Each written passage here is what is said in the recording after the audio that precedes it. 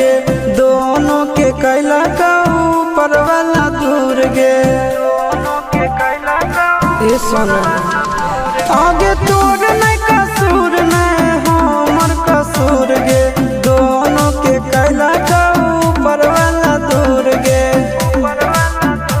आगे शीशा के छोड़ा के तो मिलोगे चिंटू या न जान से आगे सोना चिंटू या न जान से जोड़ी है बनावल भगवान के दोस्त न है इंसान के आगे सोना दोस्त न